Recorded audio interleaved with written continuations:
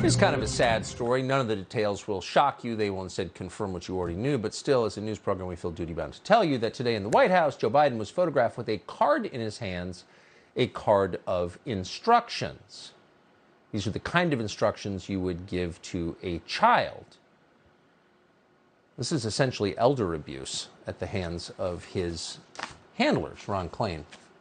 Anyway, the card contains a series of step-by-step instructions for Joe Biden, as if he literally had no idea where he was. Now, these are not complex. It literally reads this. This is verbatim.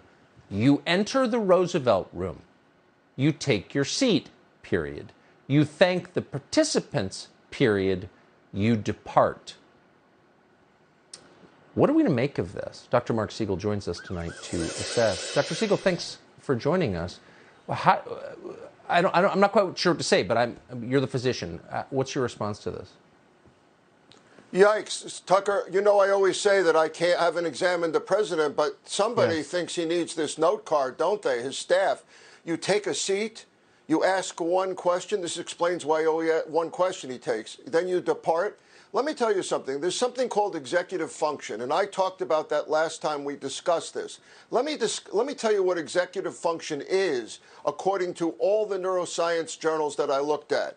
Plan, focus your attention, remember instructions, juggle multiple tasks, plan your actions, time management, organizational skills, and memory. All the things that if you didn't have them, they'd put it on a note card for you. They'd control you with it, right? And you know what? Guess what he is? He's the chief executive. Another word, cognition, means thinking, means knowledge. And why did the president not have a cognitive test last year during his physical?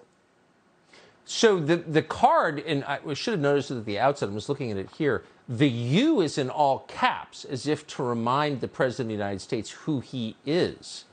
That seems ominous to me.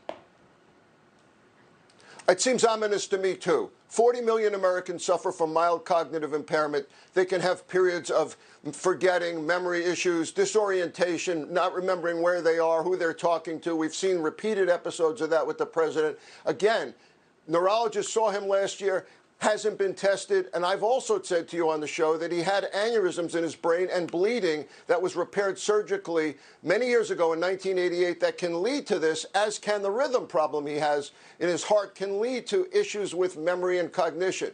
This man is making decisions that affect us all. The chief executive of the United States of America needs the highest executive function of all of us, not the lowest.